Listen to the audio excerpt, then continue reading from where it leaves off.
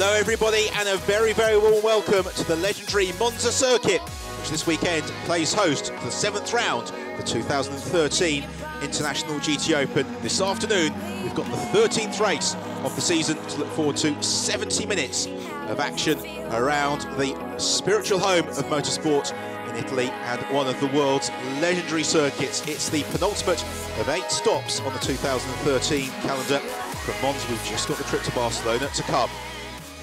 So a very, very warm welcome from myself, Ben Evans, to a somewhat chilly and overcast Monza circuit as the 30-car field assembles on the grid for the first race, the 7th round of the 2013 International GT Open season. The qualifying this morning took place in damp and drizzly weather. It has given us a very jumbled looking grid, but one which I think sets us up very nicely for some exhilarating racing on a day in which we could have the champion crowned. Andrea Montermini, who leads the championship standings, could mathematically claim the title today, but it would require some major misfortune on the part of Miguel Ramos and Nicky Pastorelli if he were to do so. But it's Montermini who has arguably got the whip hand. He lines up second on the grid, but in pole position it is the Italian driver Alessandro Pierguidi in the Ester Motorsport Ferrari 458, one of the GTS cars, because the two classes in the International GT Open, the GTS cars, largely for GT3 cars, the Super GT cars, largely for the GT2 cars. But in the damp weather this morning, it was the GT3 GTS cars that came to the fore, hence Pierguidi on pole position. That said, former Formula 1 racer Andrea Montermini, who has been dominant all season, lines up in second position in the Scuderia Valour course Ferrari. Third on the grid, another former Formula 1 racer, and that is the Italian Giorgio Pantano. Thumbs up from Pantano. He and Rafael Suzuki looking to get their GTS championship back on track this weekend. Fourth on the grid, the Dutchman Diederik Stithoff, the first of the V8 Racing Corvettes, and very impressively, Stithoff able to out-qualify Miguel Ramos, who was somewhat lower down the field. A warm welcome back to the championship for Stefano Constantini, and he repays the Ombra team with 5th. Qualifying really favouring the balance of the Ferraris. It is GTS Championship leader Lorenzo Bontempelli who lines up 6th on the grid in the Kessel Racing Ferrari. This really a bumper weekend for the Kessel Racing team. They've got a number of cars entered new to the International GT Open this weekend for Fabio Onidi, the former single-seater star in the AF Course Ferrari, the first of the AF Course cars. Now for the grid again, they have got a huge entry list. Very impressive qualifying from Francesco Castellacci this morning, because the first car that he and Thomas Floor rented in for this weekend had a disagreement with the tyre wall yesterday. It was written off. The Kessel Racing team drove back into Switzerland overnight, brought a new car over and have built it up overnight. Castellacci next in 8th. Let's have a look then at how they line up in full. The front row of the grid, Alessandro Pierguidi, Andrea Montermini, row 2, Giorgio Pantano and Diederik Stithoff, row 3, Stefano Constantini and Lorenzo Bontempelli. Fourth row of the grid, Fabio Onidi and Francesco Castellacci. Row 5 of the grid, Joel Camathius and the Brazilian Cesar Ramos making his return to the championship. Row 6, Michael Lyons and Marco Ciocci. Row 7, Isaac Tumlu for the Autolando Porsche squad from just down the road, and the New Zealander Chris Vanderdrift. Row 8, Michael Broznicki and Miguel Ramos. A lot to do for Ramos. 9th on the grid, excellent qualifying performance from Freddie Kramer, and he shares the row with Rinaldi Racing's Vadim Kogai. Row 10, Alexander Taukanitsa Sr. and the Spaniard Paul Rosell. Welcome back to the championship for the DriveX team, and their Porsche this time in the hands of Carlos Vieira and Claudio Stanwich alongside him. Row 12, Jackie Camp and Wolf Nathan, an all Corvette. Row 12. Row 13, Louis Silva and Enzo Ide, the Aston Martin, hampered with some technical issues in qualifying, a lot to do from 26th. Row 14, Duncan Cameron, an early spinner in qualifying. Fabian Hamprecht starts from the back of the grid due to a Parc Fermé infringement. Vacislav Maliyev again had a disagreement with the tyre wall, this time at Lesmo in qualifying, and didn't set a time, so he completes the field as the cars set off on the formation lap. If you're new to the International GT Open, to explain how today's race is going to unfold, it's a 70-minute race and it has a mandatory pit stop that will come between 40 and 60% race distance, so from 28 minutes into the race until 42 minutes into the race. whereby all the teams must come into the pit lane for a minimum of 75 seconds, but those that have been in the podium in the preceding races will incur additional pit stop handicap time, which is the way that the championship balances out performance. There are two classes, as we explained: the Super GT class, which is for, broadly speaking, GT2 cars, the GTS class, which is for, broadly speaking, GT3 cars, but not quite to that alignment because the International GT Open regulations are a little bit broader to allow as wide an entry list as possible, which has given us this wonderful multi-mark flavour to the field. We've got Ferraris, Aston Martins, Porsches, McLarens, Corvettes, Mercedes, all just weaving around, getting a little, and Lamborghinis, of course, weaving around, getting a little bit of heat into their control compound Dunlop tyres. The race will get underway with a rolling start. So very soon it will be the responsibility of Alessandro Pierguidi to pace the field. So in terms of the championship, well, the championship overall, it's Andrea Montermini who leads the way. Second in the championship is his long-time, but now erstwhile co-driver, Luca Filippi, because Luca has got conflicting commitments, both in terms of his Sky Sports Italia Formula 1 commentary duties, but also that he has recently managed to land the drive he so richly deserves in the IndyCar Series in the USA. He has been replaced at Spa, and again this weekend, by Davide Rigon. Third in the championship with some 47 points back from Andrea Montermini, Miguel Ramos and Nicky Pastorelli fourth in the standings, Duncan Cameron and Matt Griffin. The GTS Championship, though, very, very tight, with Lorenzo Montempelli leading the way by just 3 points from Miguel Toril in the Safe Path Mercedes. It's a further solitary point back to Giorgio Pantano and Rafael Suzuki in the Bitec McLaren, and then just another point back to Matteo Beretta and Michael Lyons in the AF Course Ferrari. So they have got everything to race for, with Enzo Ide's Maxime Soulet's GPR Racing Aston Martin, also the Autorlando Sport Porsche advisor to Tumlu, Dimitris Tverakos, banging down their door. So there's lots of stories to look for as today's race unfolds. There is, I'm sure, going to be plenty of drama and action over the next 70 minutes, and the race going to get underway very, very soon as the cars make a wonderful sight down the back straight, forming up now in side-by-side formation into the Parabolica. So it's the blue car in pole position, Alessandro Pierguidi, alongside him on the front row of the grid in a similar Ferrari 458, the Vlorba course car, the white and red car of Andrea Montermini, row 2 of the grid. We have got the white and black Bitec Racing McLaren of Giorgio Pantano, and then the predominantly black V8 Racing Corvette Diedrich Schitthoff. Those are the cars to watch for, you would suspect, to challenge for the lead into the first chicane as the pace car peels off. Its eyes to the gantry time. The red lights will very, very soon flash to green, and we'll be going racing for the 13th time in 2013. It promises to be spectacular, and away we go. The lights flash green as they sprint down towards the opening chicane, and Andrea Montermini, who's jumped into an early advantage. The midfielder 4 and 5 wide, so it's Montermini who leads the way as they jump on the brakes, or does he? No, Giorgio Pantano incredibly late into the first chicane. He takes the lead. It's Pierguidi and Montermini side by side for second as they sprint on towards Curva Grande. And it is Montermini in second, Pierguidi in third. It's Joel Camathias, would you believe, who's cut to fourth. Fifth place, Diedrich Schitthoff, and sixth, Stefano Constantini, as they're all cleanly through the opening exchanges around Curva Grande and into the chicane. Second chicane for the first time as Pantano edges out Montermini, who snatches a break, trying to pick his way past the Italian. Then Pierguidi and Joel Camathias in hot pursuit. Paul Rosell jumps across the curbs in the S&P Russian Bears Ferrari, as does Freddie Kramer, already out of the first Lesmo. Pantano with Montermini, Pierguidi in pursuit. Second of the Bitec currents in the hands of Chris van der Drift, also looking to make good progress in these early stages. And also watch for the Vodafone number 4 Corvette of Miguel Ramos. There he is, just in behind Francesco Castellacci, as on the brakes into Ascari. For the first time, it's still Pantano just from Montermini.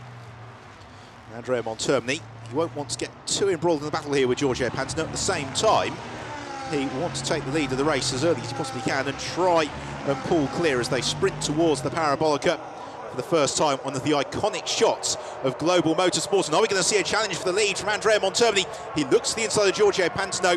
Pantano, though, keeps his foot in and pulls around to the outside, but Montermini, you suspect, has got 1 or 2 tricks up his sleeve and may well be able to carry just a little bit more momentum as they sprint down the start and finish straight and on to complete the first lap of the race. And indeed now Montermini pulls out of the slipstream and draws alongside Giorgio Pantano, who's got the inside line for the chicane, but Pantano's GTS McLaren has got ABS braking. Andrea Montermini, though, has got 20 years as a professional racing driver, and he snatches the lead away from Andrea Montermini. The rest of the order remains as it was, but a very, very competitive group, and contact there and just tipped sideways was Fabio Onidi. That was contact from Carlos Vieira in the DriveX Porsche. Good scrap going on between Cesar Ramos, and he's got the bright yellow AF Course Ferrari 458 of Marco Sciocchi right onto his tail, and Sciocchi looking to challenge Cesar Ramos. No way through quite there. Still Fabio Onidi and Carlos Vieira continue their battle. They're being caught as well by Michael Broznicki. Then we've also got Vadim Kogai or Rosell as part of that group. There's Kogai, the bright green Porsche. He has then got the Spaniard, Paul Rosell, trying to close in his tail as the leaders scatter the autumn leaves as they sprint out of the second Lesmo, down the dip, then up the crest into the braking zone for Ascari. And Andrea Montermini already thinking about doing what he can to pull clear of Giorgio Pantano, who has got Alessandro Pierguidi somewhat unnecessarily with his headlights ablaze, swarming around on his tail as they sprint down towards Parabolica. Second time round now, is Pierguidi going to dive out of the slipstream here behind the McLaren of Giorgio Pantano? He does just that. He looks to the inside, the blue Ferrari of Alessandro Pierguidi takes second position away from Giorgio Pantano. Lovely move that from the Ferrari driver. Now, can he pull clear of the Bitec McLaren as they sprint past the pits once more, where both teams have got great degree of support this weekend in the hospitality boxes. Cheers from the Bitec and Esther contingents, who are just below our commentary position in the main grandstand, as they then jump on the brakes into the chicane, and Pierguidi able just to keep Pantano behind him. Great scrap as well going on just behind us. Dietrich Schittoff has moved ahead of Joel Comathius, who's got his Ombre Racing Camime, Stefano Constantine, just in behind him. Let's have another look then at the run through the chicane for the first time of asking, and more than one driver taking a trip across the curbs, or getting very exciting as well for the Esther Racing pits. So now that Andrea Montermini has the lead, he is going to have to try and pull as large an advantage as he possibly can, because Montermini, which I believe has only been off the podium once in the 12 preceding races this year, and that means that he is carrying the maximum pit stop time handicap he possibly can. 45 seconds for Andrea Montermini, who was victorious dramatically on the last lap, last time out at Spa. Also with 45 seconds is the number 4 Vodafone Corvette of Miguel Ramos and Nicky Pastorelli. So they will be frustrated to be mired down in the pack. Currently 12th position for Ramos, particularly as the Corvette seems to be working well here. Dietrich Schittoff proving just that, now that he is through into 4th position, already setting about reeling in Giorgio Pantano as they run wide over the curbs out of Ascari, sprinting in towards the Parabolica.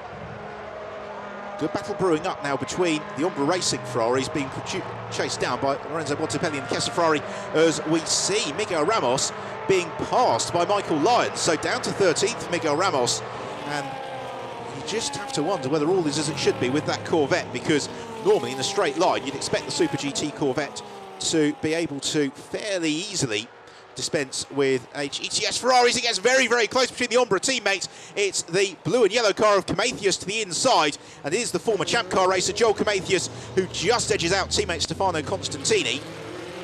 And then they've got Ombre Racing alumni, but now of Kessel Racing, Lorenzo Bontempelli, the GTS Championship leader, settling in just behind him. And then behind Bontempelli is Chris Vanderdrift in the second of the Bitec McLarens. That is the battle currently raging for 5th position, as again Constantini shows himself in Comathius' mirrors. I think Joel Comathius knows perfectly well that he's there. They've also got Cesar Ramos and Marco Sciocchi to concern themselves with as well. So fantastic brewing up. It's largely Ferraris with the interloping McLaren of Chris Vanderdrift. And Vanderdrift very confident of his chances this weekend. There he is, turning through Lesmo, because this is the circuit where he claimed the International Formula Master Championship going back 5 or so years ago, so it's a tricky nose and lights.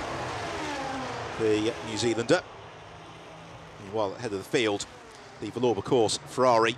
Vandrea Montermini leads the way. Great to see some new sponsor stickers on the car this weekend, and again, they are very, very well supported within the paddock. They'll be hoping that this is the weekend that Montermini claims the title. For now, things are folding exactly as the team would have hoped. Montermini leading the way. He's just set the fastest lap of the race, and as he accelerates through to complete the 4th lap, his lead over Alessandro Pierguidi was 2 seconds at completion of the previous lap, looking pretty likely to extend itself further still as Montermini sets another fastest lap of the race. Smiles from Montermini's co-driver Davide Rigon in the pits, and that's why 2 further tenths of a second gained over Alessandro Pierguidi. Right, what about the interfamilial battle amongst Ombra Racing? And it's now Stefano Constantini who does dive to the inside of Joel Camathius as they jink through the chicane. Camathius, though, will, I'm sure, do his utmost to fight back. So Constantini, whose greatest success has come racing in the Seat Aeon Super Copper, so very impressive in his appearances for Ombra Racing this season. Now, can he pull clear of teammate Camathius, or is it a case that all these cars are so evenly matched that whomever is leading the queue onto the straights is liable to be swamped by those behind? Because the queue goes all the way down to 11th position. That is Francesco Castellacci. Red car, white stripe, black front bumper. And we drop further down. This is the fight for 15th position between Fabio Vanidi, Michael Broznicki, and Audi Racing's Vadim Kogai. As the 2 immaculately prepared Ombra cars head this fight for 5th, and they're losing touch with Diedrich Schissel. And now Joel Camathius has got to concern himself possibly with Lorenzo Bontempelli. Bontempelli, who scored an incredibly popular outright victory in the damp conditions at Spa at the start of September on what was a very difficult weekend for the Kessel Racing team. And it's great to see their team manager Tiziana back in the Kessel pit box after the injury she sustained in the road accident over the Spa weekend, and managing proceedings. At the moment, it's going very well for the Kessel team. Going not so well for V8 Racing, because Miguel Ramos is under pressure now from Carlos Vieira in the DriveX Porsche. Second of the Porsches in the standings is the car in 17th, Vadim Kogai. And he and Marco Seefried were somewhat frustrated with their pace after testing yesterday, but it doesn't seem to be hurting them too much in the race, as Joel Camathius is possibly going to lose another position here. Indeed he does. Lorenzo Bontempelli goes through into 6th position. He did that really before they hit the braking zone. The chicane and contact behind, oh dear, Carlos Vieira and Michael Lyons. And Lyons' drop kick from contention, a disaster for the young British driver who was hoping to challenge for the GTS Championship lead today. As it is, he is at risk of slipping out of contention for that championship fight. Be able to unpick what happened, I'm sure, in a few moments' time. Carlos Vieira, no doubt about the fact he's out of the race. Well, let's have another look at it. Oh dear, a nasty accident there. Vieira completely outbraking himself, slamming into the side of there, of course, Ferrari of Michael Lyons. There is Carlos Vieira. He stalks away, and not a good season for the DriveX team. Their principal car got burnt out at Jerez, if you recall, in mid-June, and I would be quite surprised unless somebody can rustle up a good number of Porsche spare parts, whether or not that is the last that we'll see of the DriveX Porsche this weekend. So Vieira stalks clear. Whether or not Michael Lyons has been able to recover into the action remains to be seen. I don't think he has. He's not come through Sector 1, and given the severity of that impact, I wouldn't be surprised if he is a retirement as well. It's turning into the Parabolica.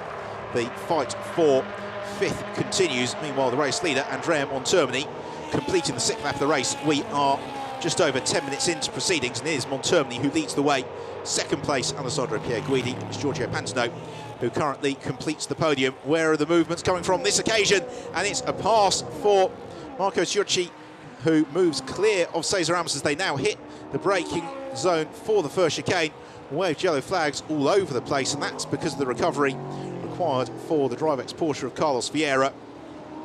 I'm glad to see that the car of Michael Lyons has been moved already, and that would suggest that the okay currently following in using the slipstream behind Stefano Constantini. Into the Parabolica, no way through, but this group of cars all seemingly just bunching up on each other, and it's telling that the last car in the train, that of Francesco Castellacci, last time around was the fastest of any car through the speed trap along the start-finish straight, 281 kilometres an hour, as now we see the challenge from Marco Ciocci to the inside of Joel Camathius into the Parabolica, and now Van der Drift thinking about challenging Joel Camathius. Camathius having to take a tighter line in, he then uses all the road and maybe a little bit more on the exit, right out to the white line, and that's going to give the New Zealander Chris Van der Drift the opportunity to draw alongside and look to challenge as they sprint down towards the opening chicane. But for Van der Drift, the advantage he's got is that he has the inside line.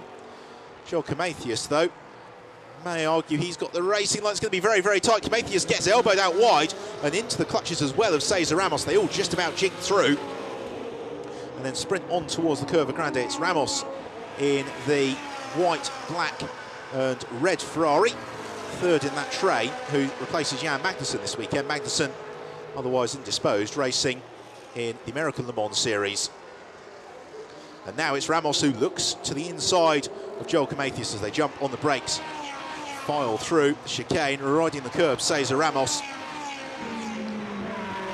Francesco Castellacci still holding watching brief. The next car in the queue, in 11th place, by the way, is Miguel Ramos, who is still not making anything by way of much progress, and in fact it could go from bad to worse here for Ramos, because our timing screen is telling us his team manager from the V8 Racing Corvette squad has been summoned to race control, and sometimes that results in action at all, other times it can result in some sort of disciplinary proceeding.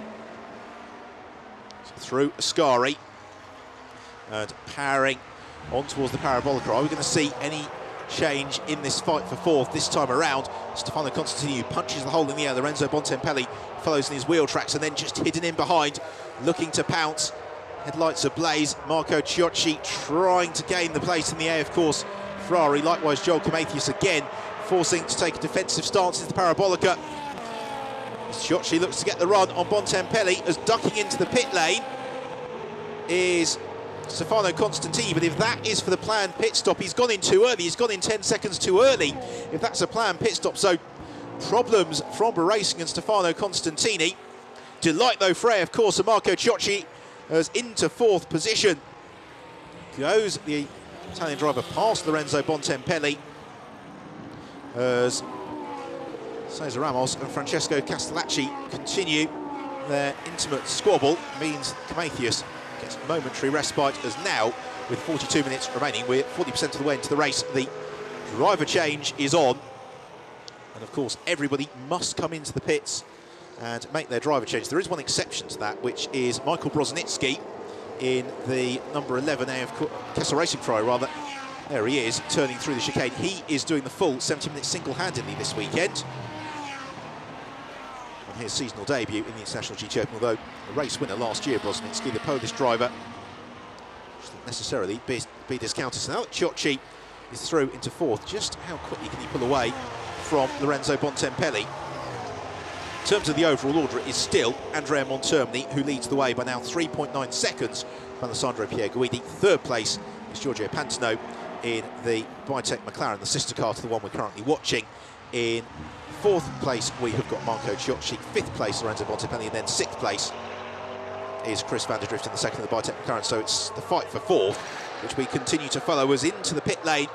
And the first driver change, it's Luis Silva out, Antonio Coimbra in the Sport New. Mercedes, always so impressive, the Mercedes SLS, with the gull-wing doors. New Dunlop tyres being bolted on. Andrea Montermini continues on his way. Montermini, who a couple of laps ago set the fastest lap of the race with a 1 minute 48.4, is now really getting into his rhythm, getting the hammer down, moving clear of Alessandro Pierguidi. The gap, a fraction under 4 seconds. Still not maybe quite as much as Montermini would have hoped, but what he will be pleased with is that for the time being he is comfortably in command of the Super GT class, and he's also a long way clear of championship rivals Nicky Pastorelli and Miguel Ramos. So Lesmo sprinting on towards Ascari. Goes Montermini, is into the pit lane, and the driver change between Enzo Ide and Maxime Soulé. It's Ide who gets out. Soulé who hops in to the Aston Martin Brussels run, car the GPR Racing. Aston Martin, oh, and they've got a problem there with a slightly sticking wheel nut. Don't think that should delay them too much, as Pierre Guidi is now tucked in behind the Ombre Racing Ferrari of Stefano Constantini. Was that a mechanical issue of Constantini, or was it just an error that he pitted ever so slightly too early? As it is, it's essentially dropped that car down the best part of a lap. So very, very frustrating there for Stefano Constantini. Also frustrating here for Alessandro Pierre Guidi. Really wants to put a lap on that Ombre Ferrari as quickly as he possibly can. At the moment, he can't quite do it. Possibly now as he ducks out of the slipstream and draws alongside on the brakes into the chicane. Ooh, and I don't think Pierre Guidi was overly impressed there, spending the lap behind Stefano Constantini. And it really has cost him. It cost him the best part of half a second to Andrea Montermini. Sandro Pierre Guidi, who, let's give his co-driver Alexander Skirabin the very best opportunity. And Skirabin, though, pretty rapid driver in his own right, who showed very strongly in qualifying for the second race of the weekend that we had just before lunchtime today. So Pierre Guidi and Alexander Skirabin, they bring themselves into good contention as out of the pits comes the V8 Racing Corvette of now Nicky Pastorelli. There he is, the former Champ Car racer, former European Formula 3000 champion. He's tucked in right behind the Seyfarth Mercedes in the hands of Jan Seyfarth, and also Maxime Soulet, GPR Racing Aston Martin.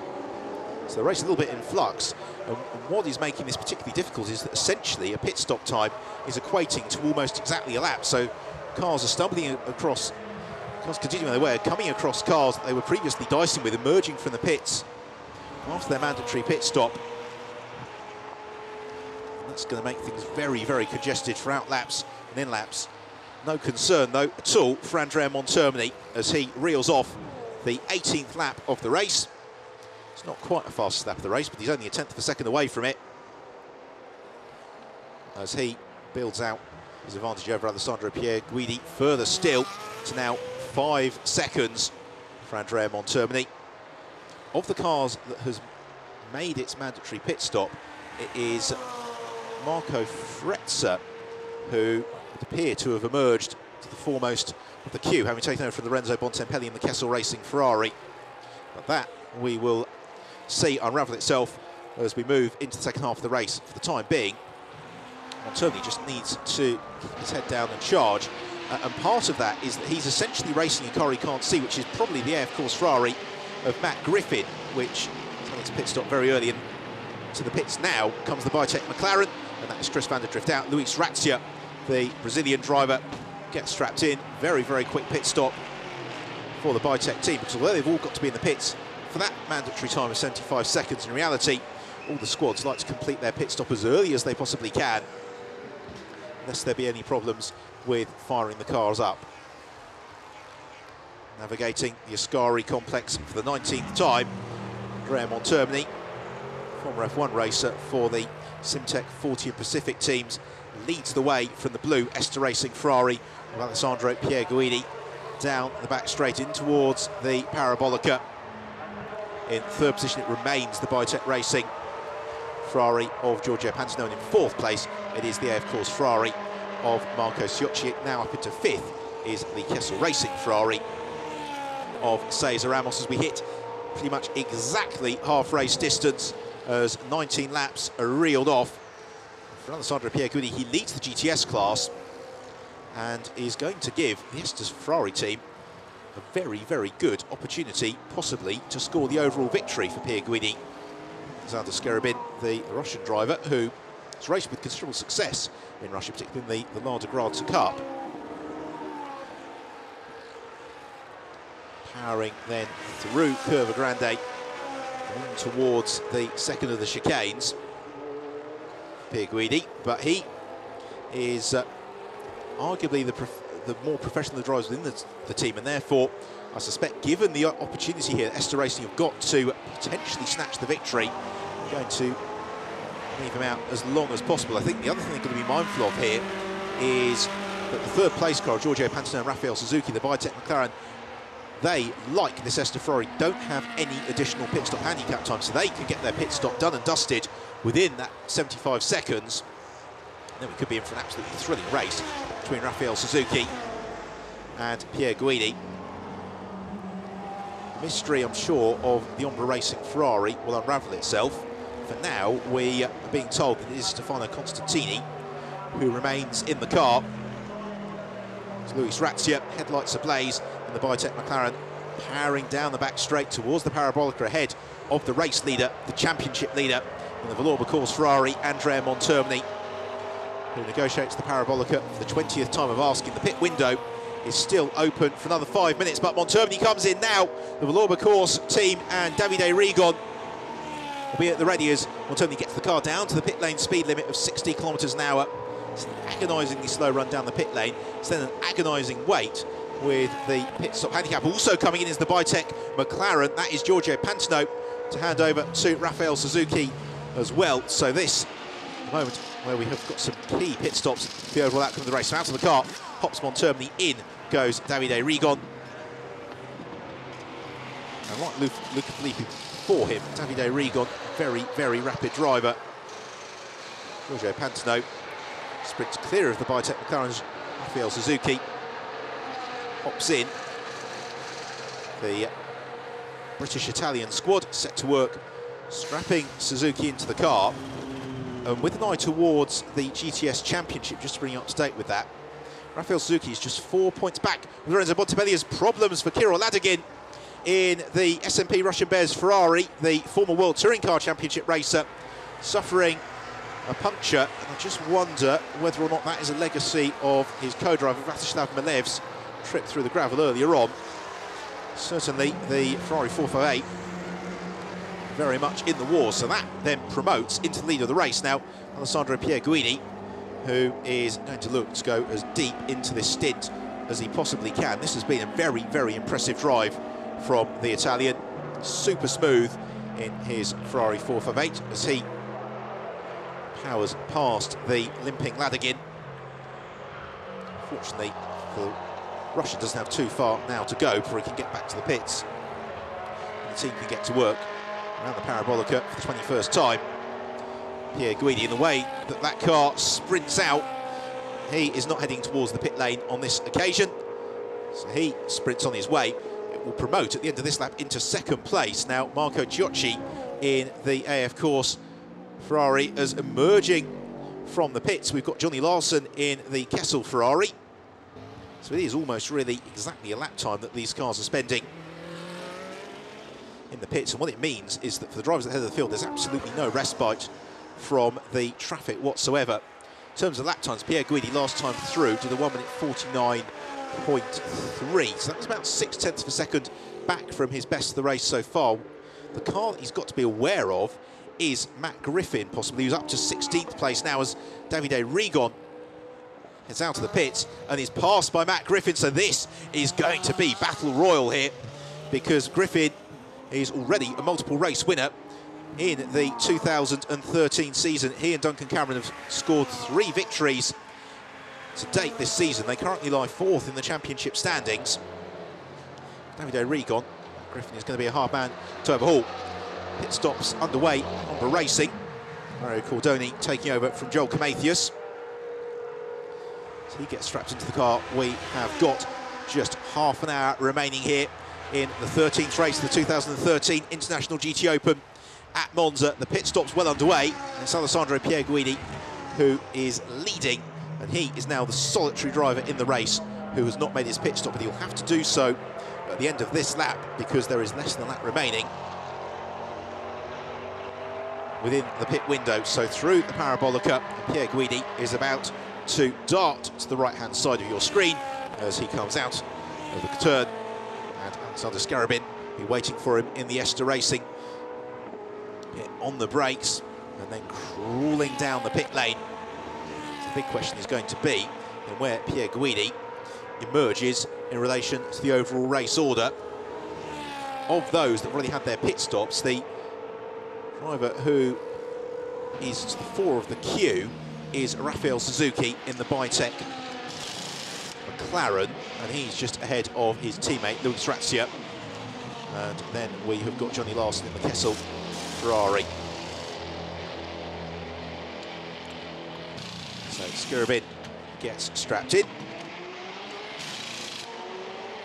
Guidi, who is not only the co-driver but also the driver coach of the Russian Alexander Skirabin. As here is Davide Rigon, and Rigon crossing the line in 14th position in the Valour Course Ferrari. Just moves past Marco Seefried in the Rinaldi Racing Porsche. And Rigon has, on that last lap, given away quite a few seconds, in fact, to Matt Griffin. So that is going to be a battle worth watching for potentially the race overall, but certainly Super GT class honours. So the former GP2 racer, former star of the Super League Formula, Davide Rigon, who remains very, very closely linked to Formula One because, of course, he was Ferrari's nominated driver for the young driver test that we had at Silverstone earlier on in the summer. And he's always been renowned as a driver who is not only very, very quick, but also a driver who is, generally speaking, not one to be involved in incidents, certainly not of his own making. His single-seater career came to a very abrupt halt in Istanbul in the GP2 race a few years ago when he broke his leg in a very nasty incident. But since then, he's really re-established himself as a front-running GT racer.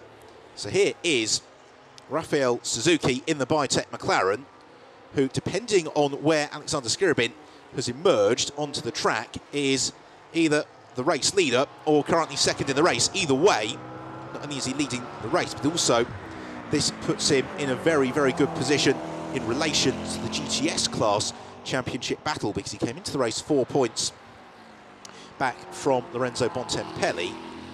But Marco Frezza has only emerged from the pits in 22nd position in the Kessel Racing Ferrari, which would suggest that Lorenzo Bontempelli, his co-pilot, may not be getting too many GTS points today.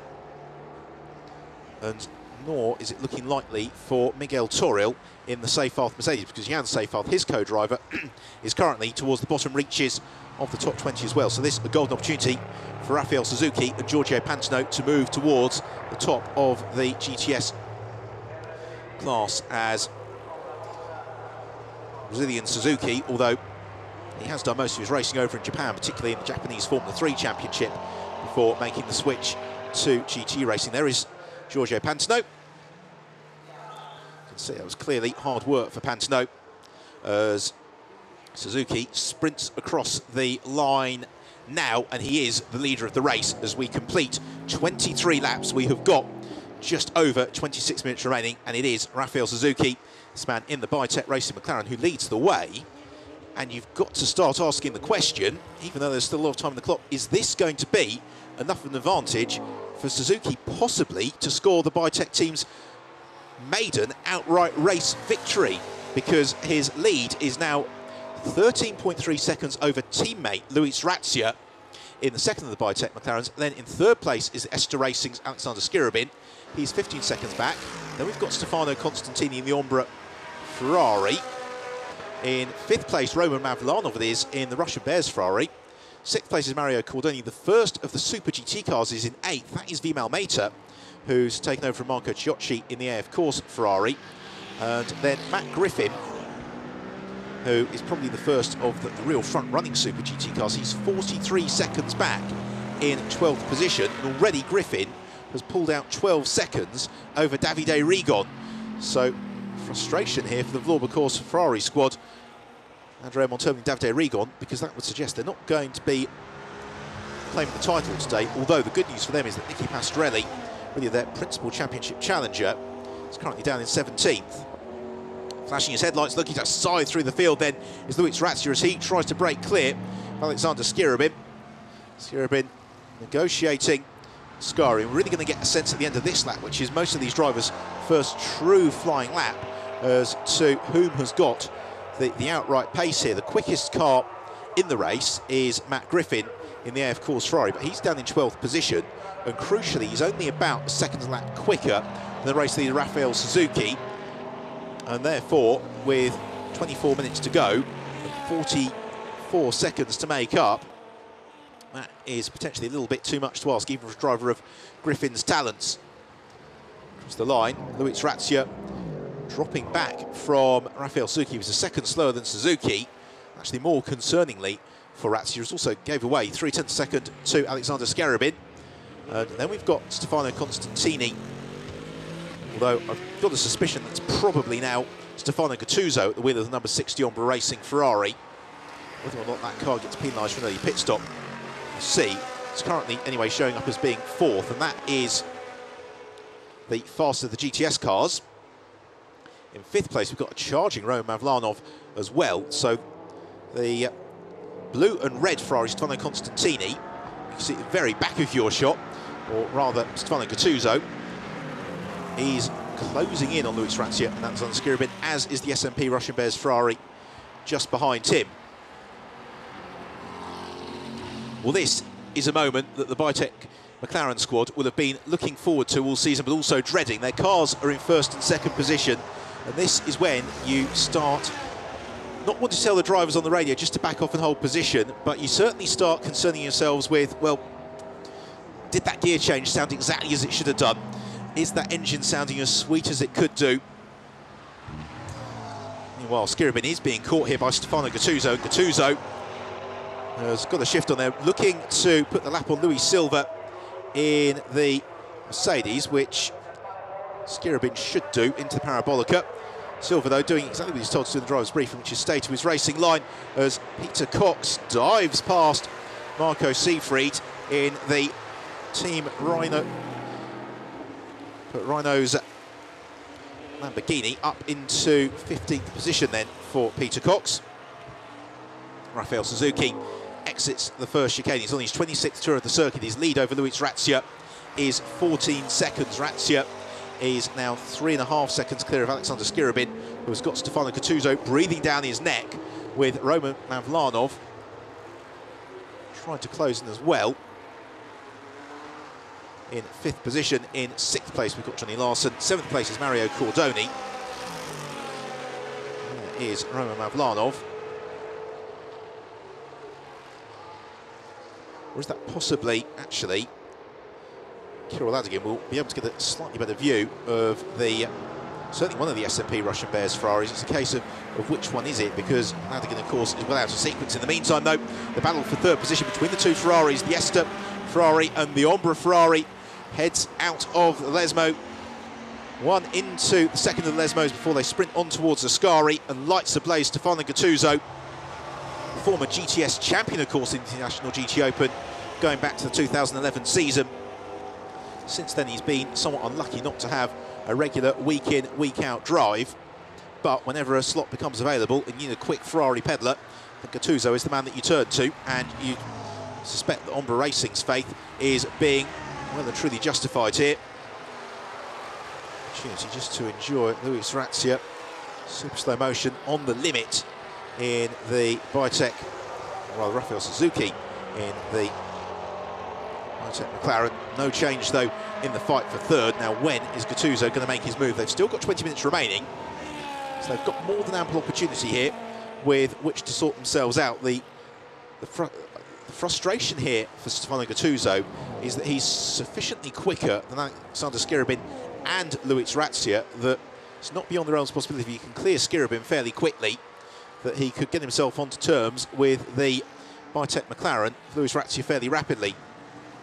One of the beauties of multi-mark GT racing, of course, is that all the cars have got different characteristics around the circuit. So corners where a Ferrari works well, the McLaren might not work so well, and then vice versa. But what that means is that when you've got two pretty much near identical Ferraris running in sequence, they've both got strengths on the same part of the track, and that's when it becomes very tricky to challenge and make the move. But going for the move, oh, that's brilliant from Stefano Gattuso as he dives to the inside of Scarabin into the chicane. He was given a car's width, absolutely no more than that. He lights up the rears on the exit and demotes the Russian, so up into 3rd position then for Stefano Gattuso.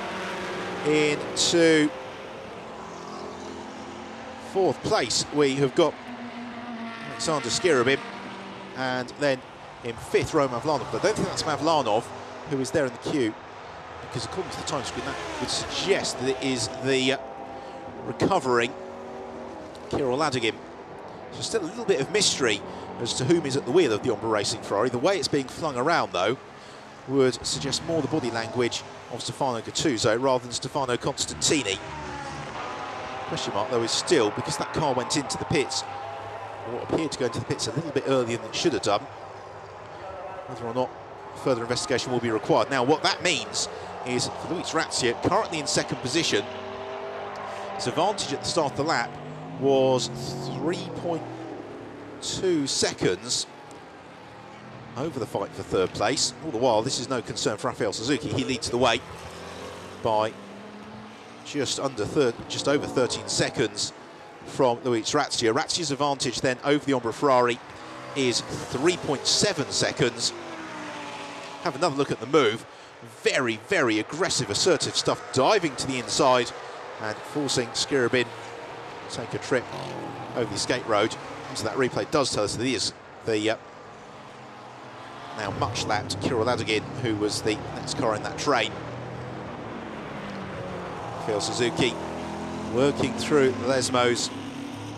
This is going to be probably the longest 18 minutes of his career, you would venture, because not only, if things stay as they are, will it give him the lead in the GTS Championship, but it will also give him his maiden race victory in the International GT Open. There's going to be a fair degree of traffic to concern himself with as well. He's on the brakes into Ascari. Suzuki is being caught by Luis Razia. Last time it was to the tune of 0.6 of a second. And on this lap so far, though, it is Suzuki who's been a little bit quicker than Luis Razia. The Bitec team watch on, just talk to their driver over the pit radio, keep him appraised as to exactly how the race is unfolding. And yes, now we get the notification that the team managers of cars 21 and 60 summoned to race control, and certainly we saw into the pit lane somewhat prematurely the Ombre Racing Ferrari, Stefano Constantini and Stefano Gattuso, and also Matt Griffin emerged from the pits very, very early in the AF Course Ferrari. So those two cars, Matt Griffin and Stefano Gattuso, summoned to race control. There is indeed Matt Griffin, who's already raced his way now past Mario Cordoni, and that puts Griffin up into 7th position. It's battle going on a little bit further behind between Philip Salakada and Alexander Taukanitsa Jr. Salakada, the Czech driver, who has been a podium finisher in the World Series by Renault. Alexander Taukanitsa Jr., who went very well in the International GT Open Winter Series. The Principal Championship this year has been a little bit more of an uphill struggle, but Taukanitsa Jr., a driver who seems to improve round and round. He receives some driver coaching from the very rapid and experienced Tony Villander, as he is able to bounce his way past Philip Sakada. So that gives Taukanitsa Jr. 9th position. What it also does for Taukanitsa Jr. is gives him 2nd position in the Super GT class. The Super GT is being led by Matt Griffin. So we have a replay of Alexander Skirabin straight lining the opening chicane. Yes, and taking some cones with him for company, and that, again, might catch the eye of race control, because Skirabin, instead of really suffering any delay from that trip across the escape road, has in fact found himself right onto the tail of the Ombre Ferrari. Ombre Ferrari, in turn, not really closing in too rapidly on to Luis Razia. It did by about 0.4 seconds last time around. Skirabin is also just really getting that car up to pace. Skirabin probably going to do his personal best lap of the stint. He's done the fastest first sector of anybody in the race on this lap, and that really actually is, of course, no surprise, because he went straight through the escape road. And therefore, Skirabin does indeed set a good lap time, but one that could well see his team manager summoned to race control for a discussion. So just under 50 minutes remaining. It is the Bitec Racing McLaren Rafael Suzuki leads the way from his teammate Luis Razia. 3rd place is the Ombre Racing Ferrari Stefano Constantini and Stefano Gattuso. in the Super GT class. Well, 7th place is the first of those cars, Matt Griffin. 10th place is the second of those cars, or rather 9th place, Alexander Staukowitz Jr. And then 11th place is the championship leading Vlorba course Ferrari in the hands of Davide Rigon. More summons to race control, and yes, as expected, Alexander Skerabin's team manager has been invited to race control, because it is one thing to go straight through the opening chicane, it's quite another to do it and set the fastest first sector anybody in the race thus far. So there is a little bit of a question mark about the cars currently running in 3rd and 4th position, whether or not they're going to be able to maintain those positions, because essentially speaking they're both under judicial review at the moment. That could all be very, very good news for Roman Vlanov, who is currently in 5th place in the S&P Russian Bears Ferrari. 6th place, going very strongly, is the Danish driver Johnny Larsson. And in 7th place, but also with a question mark over his head, is Matt Griffin. 8th place is Mario Cordoni. And in 9th place, Alexander Staukowitz Jr. To come into the top 10, Philippe Salaquada. Yes, and there's Stefano Gattuso having a look at the helmet at the wheel then of the Ombre Racing Ferrari. Flashing his headlights is Rafael Suzuki. And the last thing that Suzuki needs here is to be caught up in a little bit of traffic. He's in behind one of the Corvettes. So that's probably Danny Wertmann, who he is tucked in behind. He'll be looking as best he can to move past Wertmann as quickly as he can. He certainly doesn't want to stay there for the remaining 30 minutes of the race, although he's under no particular pressure from teammate Luis Razia, because although Razia is steadily eroding his lead, it's still well out over 12 seconds. And with 12 minutes remaining, that means that Razia would need to close in on Suzuki at the rate of a second a minute. And the last thing that the Bitech team are going to countenance is their two drivers racing each other when they're in very, very strong stability of claiming 1st and 2nd place in the race overall. Because of course, Monza is one of those places where sometimes 1st and 2nd place cannot be everything that you want it to be. Thinking back to the 1995 Italian Grand Prix, when John Lacey and Gerhard Berger in the Ferraris found themselves in 1st and 2nd place. One of the cars was eliminated by mechanical failure, the other was eliminated by the onboard camera from the sister Ferrari falling off and mangling the front suspension. And so for the Bitech McLaren team, they are, as we were saying earlier on, an Anglo-Italian squad. They do a lot of testing here at Monza and other Italian circuits. Been out at Verano recently as well, just near Parma. And flashing his headlights, Rafael Suzuki. The team encourage him on his way, and will he be able to pick his way past the Corvette on this occasion? Yes, he does. So that is good news for Suzuki. It gives him just a clear road ahead of him as he hits the brakes. Rides over the curbs. And this race really confounding the expectations, because Monza is traditionally associated with being a power circuit, and therefore you would have thought it would have favoured the Super GT cars. Instead, it's the GTS cars to the fore, which possibly suggests that the low track temperature means that the ABS braking for the GTS cars is still giving them a reasonable advantage. Well, Luis Razia and Stefano Gattuso's battle continues apace. There is Razia on the brakes, Gattuso looming large, taking a big bite out of the curbs. And the gap that was out over 3 seconds is now down to just over a shade over 2 seconds.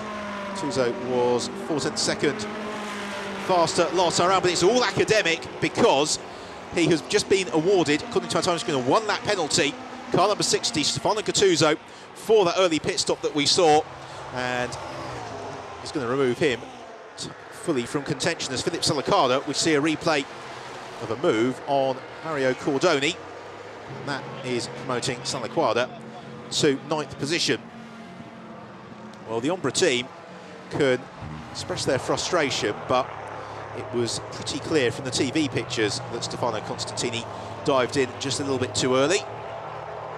So that promotes then up into 3rd place Alexander Skerabin, pending, of course, any action that the officials choose to take for his straight lining of the chicane a few laps ago, because that is often rewarded with some sort of penalty. Meanwhile, in the Super GT class, this is the battle for second in the class between Alexander Taukanitsa Jr. and Davide Rigon. Through Ascari they come, and it's the black car of the Austrian-based Belarusian Alexander Taukanitsa Jr. ahead of Davide Rigon, who somewhat unnecessarily flashes his headlights, but he now draws alongside Taukanitsa Jr. on the way towards Parabolica, and through he goes, and that's the place gained for Davide Rigon. It gives him 7th place in the race overall, but more importantly, it gives him 2nd place in the Super GT class, and therefore more points to further build the advantage out over Miguel Ramos and Nicky Pastorelli.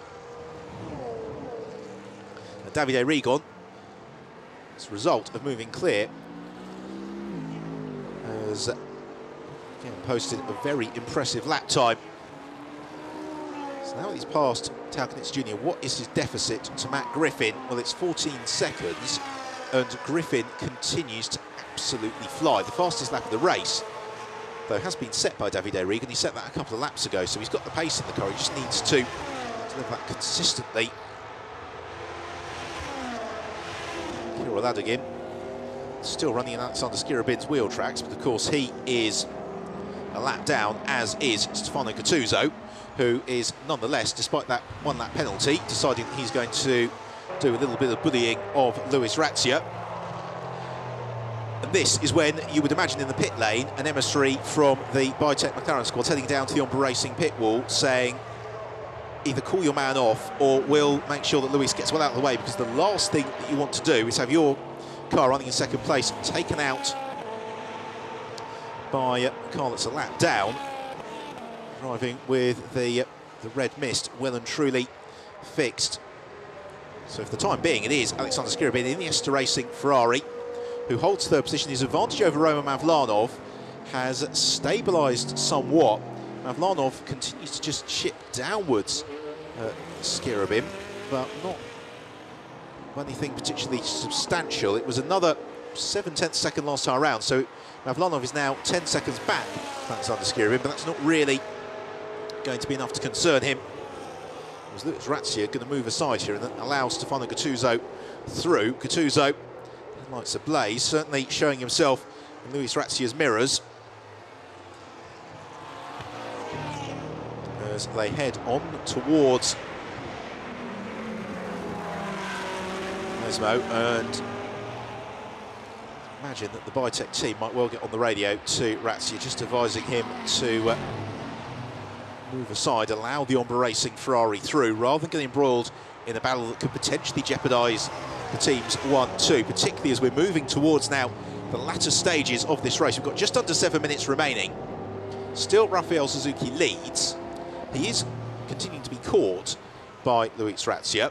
And then we've got the Ombre Ferrari, Stefano Gattuso, with the red mist down. Oh, and another penalty coming up on our timing screen. It's a drive-through penalty for Matt Griffin, the Super GT class leader. So from 6th position, Matt Griffin is going to have to serve a drive-through penalty, and that is for not observing their pit stop handicap time, because they should have been in the pits for an additional 10 seconds beyond the mandatory minimum, 75. They evidently weren't, and therefore it's a drive-through penalty for Matt Griffin, and that is going, because his advantage over Davide Rigon is some 6 or 7 seconds, I think, is going to feed him out behind Rigon, and therefore give Davide Rigon on the Vlorba Course Ferrari team the lead of the Super GT class. It really is a race with plenty of twists in the tail, and Davide Rigon is now up into essentially 5th position, because he has passed Johnny Larsson, sprints down the start-to-finish straight over the line. Now, the big question mark is how far back from a podium is Davide Rigon? The answer is far too far. He's about 20 seconds back as Larsson misses his braking point and comes within inches of clattering into Davide Rigon. And that will have been a heart-stopping moment for the Vlorba Course team. And very, very smart driving, in fact, from Johnny Larsson, because he realised what he was, the mistake he was making, made sure that he took evasive action from the car in front of him. He's actually maintained his position, although Alexander Taukanitsa Jr. now dives through. and demotes Larson. It's no particular concern to the Danish driver because he is still very well placed, running in 5th position in the GTS class. Meanwhile, Nicky Pastorelli continues his efforts to move up through the field as best he can. That was a pass from a couple of laps ago on Vimal Mehta. Marco Seafree pushing a little bit too hard in the Rinaldi Porsche at Lesmo and through the gravel trap. Again, that was in the midst of the race leader Rafael Suzuki. So we've got just over 4 minutes remaining, and across the line, the second place car of Luis Razia. Stefano Gattuso looming on his tail. So of course, remember that red, blue and white Ombre Racing Ferrari, you add a lap to where it essentially is, and that drops it a long, long way from contention. We've also not had the drive-through penalty for Matt Griffin. We've also had no word of any penalty for Alexander Skirabin for the evasion of the Turn 1 chicane. So it's currently poised to take 3rd position in the GTS class and the race overall. And this potentially a result that really is a turn up for the books, as Rinaldi Porsche turns across the bows as Stefano Gattuso gets elbowed out wide. And whether or not that was Marco Seafree not seeing that Stefano Gattuso was there, yeah, the Porsche looks to be all sorts of a handful. It could also be as well that with that lap added, essentially Seafree was actually battling with Gattuso for position. So we've got just over 3 minutes remaining, so at the end of this lap, Rafael Suzuki will go into the penultimate lap of the race. His teammate Luis Razia continues to be harried and hassled by Stefano Gattuso, despite the fact the Ombre Racing Ferrari has been given that lap penalty. It's really that the gloom begins to immerse the Monza circuit. It's never really got particularly light today, but now as we get towards the tail end of the afternoon, it is just beginning to darken ever so slightly once more, which is why most of the cars have got their headlights on as they power past the pits and into the penultimate lap of the race. Well, Luis Razia has now driven himself to within 8.5 seconds of the race leader, Rafael Suzuki. He's certainly not going to be quite close enough to challenge for the race by the end. It's going to be very, very tight, possibly because Razia being pushed along all the while by Stefano Gattuso. And to come up to the Corvette of Danny Wertmann, which proved to be a little bit of an obstacle for Rafael Suzuki a few laps ago. Let's hope it doesn't impede on this particular tussle. They're still very much racing for pride, if not for actual position.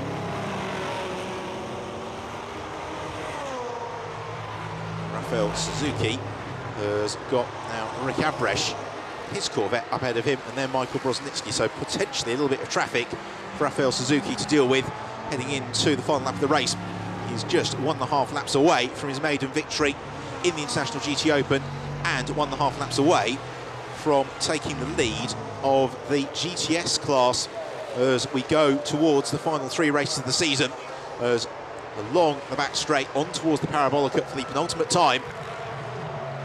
Rafael Suzuki and Giorgio Pantano, they wanted a smooth race in the Biotech McLaren. They wanted a race where they didn't encounter any trouble, and that is exactly the way that it's unfolded thus far this afternoon. And with just 45 seconds remaining on the clock, Rafael Suzuki goes into the final lap here at Monza.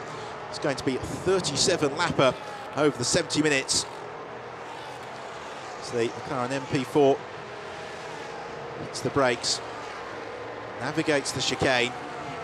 You can see now, just under 8 seconds back, Luis Razia closing up onto the tail of Danny Wertmann, still with Stefano Gattuso, hassling him all the while. Just wonder whether or not the team from the race have been on the radio to inform him of that lapse penalty. Matt Griffin has served his drive-through penalty, by the way, and it's dropped him to 10th overall, 9th overall, once we've got the adjusted time, and 3rd in the Super GT class. So around Danny Vertman.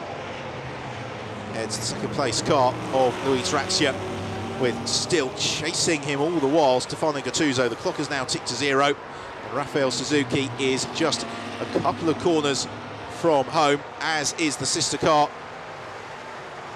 Luis Razia sprinting on towards Ascari, which is where his teammate Rafael Suzuki is just working his way through now, accelerating towards the Parabolica for the final time. He's quite wisely decided not to embroil himself in the traffic this time round, and in front of a very, very large number of supporters in their home race, the Bytec McLaren team are going to score the most remarkable results here in the 7th round of the 2013 International GT Open, because it's going to be a Bytec McLaren 1-2 with Rafael Suzuki and Giorgio Pantano taking the win in the 13th race of the season. Second place going the way of Luis Razia and Chris van der Drift, and then for third place it will be Alexander Skirabin and Alessandro Pierguidi, an all GTS class podium, as the Bytec team quite rightly exchange hugs and handshakes on the podium.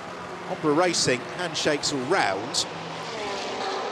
As we understand it, they do have that one-lap penalty. We'll see whether or not that has been appealed. There is the tall figure of Chris van der Drift celebrating on the podium. We've got off on the last lap of the race, would appear to have been the GPR Racing Aston Martin, maybe, oh, by the way, so a couple of laps ago. The Super GT class ones have gone the way of Davide Rigon and Andrea Montermini. And yes, now the timing screen is adjusted for that lap penalty for the Ombra Racing Ferrari. So the original classification is that victory for Rafael Suzuki and Giorgio Pantano. Second place, their teammates, Luis Razia and Chris van der Drift. Third place, Alexander Skirabin and Alessandro Pierguidi, with in fourth place, Roman Mavlanov and Paul Rosell, and then fifth place and winning the Super GT class, Davide Rigon and Andrea Montermini. Sixth place and second in the Super GT class, a super result for the Town Kanitzers. Seventh place, Johnny Larson and Cesar Ramos, and in 10th place, completing the Super GT podium, Nicky Pastorelli and Miguel Ramos. Well, if you had been canvassing opinion in the pit lane this morning about the result of today's race, I think you would have been able to get very, very long odds indeed in the sweepstake on a Bytec McLaren 1-2, but that is the way that it's unfolded here on a somewhat dreary day at Monza, where the on-track action has been always exciting, always a race of tension and fluctuating fortunes, a race where really we have seen a very equivalent performance between the GTS and Super GT cars. So let's have a look then at the final results, with the victory for Rafael Suzuki and Giorgio Pantano, 7.5 seconds clear of Bytec Racing teammates Chris van der Drift and Luis Razia. Third place, Alexander Skirabin and Alessandro Pierguidi. Fourth place, Paul Rosell and Roman Vlanov. Fifth place, winning Super GTs, Andrea Montermini and Davide Rigon. Sixth place, the Tau Kanitzers. Seventh place, Johnny Larson and Miguel Ramos. Eighth place, for Ombra Racing, Mario Cordoni and Joel Camathius. Very strong 15th place there for Stephen Earle and Freddie Kramer. One of their strongest performances of the season for Kessel Racing. Miguel Toro will be disappointed with 16 in the safe bar for Mercedes, outside of the GTS points. Of course, we lost early in the race Michael Lyons and Carlos Vieira, fastest lap going to Davide Rigon. So in terms of the championship standings, Andrea Montermini further still builds his advantage. Second place, Luca Filippi, and then Nicky Pastorelli, Miguel Ramos. That's number to watch for, 56 points, the gap between them. And there are 66 points left on the table in the 3 remaining races this season.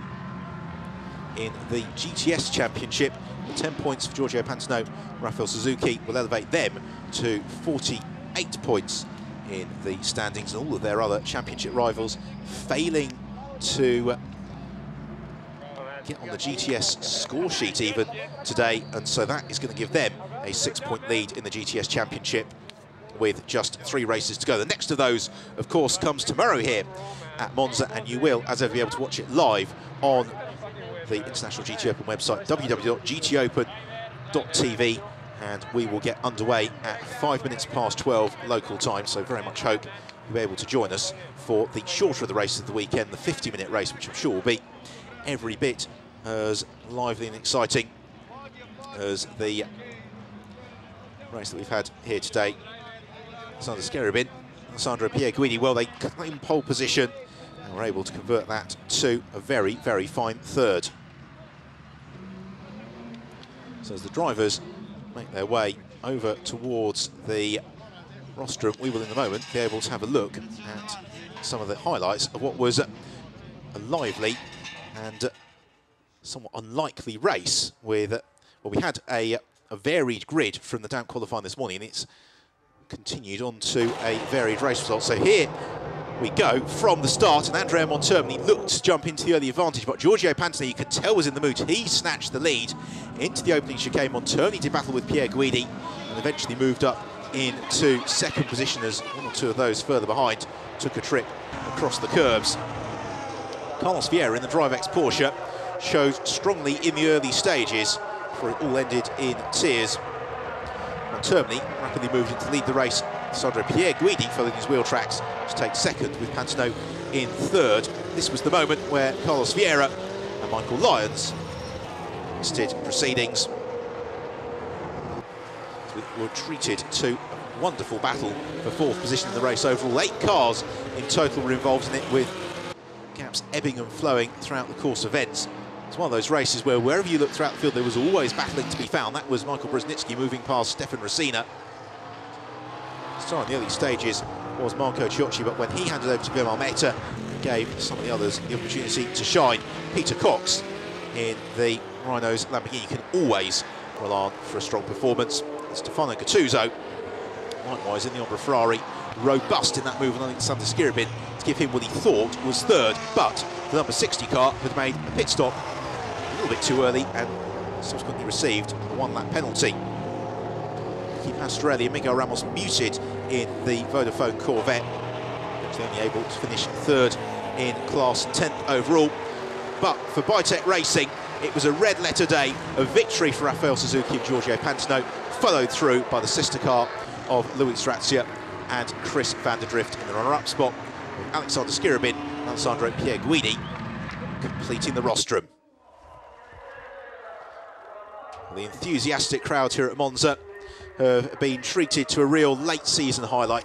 Nothing quite beats 30 cars from the International GT Open in action around Monza. So on to the third step of the rostrum. Alessandro Pierguidi and Alexander Skerabin. Into second position, Luis Razia and Chris van der Drift.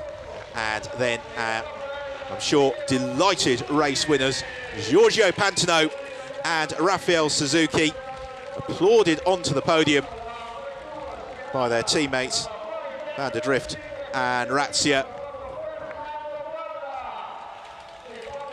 Smiles all around from the Bitech Racing drivers, and why not? They have put in a perfect performance today, and delight for the team.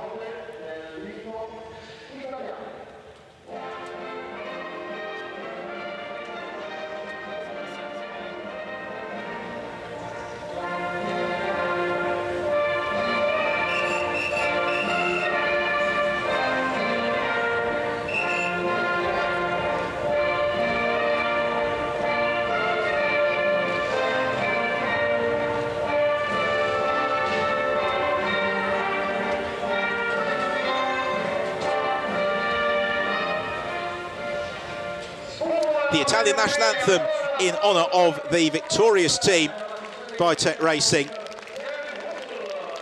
And all the mechanics, all the team supporters and sponsors in pit lane applauding on the rostrum. Well, from pole position, it's been a super performance from the Este Motorsport Ferrari of Alessandro Pierguidi, Alexander Skerabin. Very, very smooth, the pair of them throughout the course of the race, and a richly deserved rostrum. The Bitech McLarens, though, have just had one of those days where it all comes together. They're a new team for the GT Open of 2013. They've been working so hard all season, testing, developing the car, and now they really have got their rewards as they pose for the photographers atop the legendary Monza rostrum. Celebrations as well for the Este team. And now that the photos have been finished, time to make merry on the podium with the champagne. So the drivers celebrate on the GT Open rostrum here at Monza. So the applause down in pit lane. We're going to be seeing all 6 drivers very rapidly back onto the podium, because we follow the overall race podium with the GTS class podium, and in the case of today's race, well, it's the same 3 squads. In the meantime, the opportunity to enjoy in super slow motion some of the action, and you really, for pure visceral enjoyment of motorsport, you can't ask for much more than supercars full throttle around a venue like Monza. Well over 90 years we've been having motor racing at Monza, and it remains a favourite of the teams, the drivers and the fans. Well, McLaren didn't have the success here a few weeks ago in the Italian Formula 1 race, but they've certainly had the success here today in the Italian round of the International GT Open. Both cars looking so smooth, never missing a beat throughout the course of the 70 minutes, really using the race strategy, understanding the implication of the pit stop handicaps for some of the Super GT cars and their pace. There is the presentation of the Gentleman Trophy for Alexander Taukanitz Senior, who has had a very, very fine performance today alongside Alexander Taukanitz Jr. And we will also have the presentation of the Gentleman Trophy in the GTS class. And that is going to be for the Danish driver, Johnny Larsen, who drove very, very well as well. So that just about brings us to the end of the podium festivities here at Monza for the 13th race of the 2013 International GT Open season. On behalf of myself, Ben Evans, thank you very much for your company this afternoon. Hope that you have enjoyed the action here today from Monza, and we will very much look forward to you joining us tomorrow for the 14th round of what's been a thrilling 2013 season.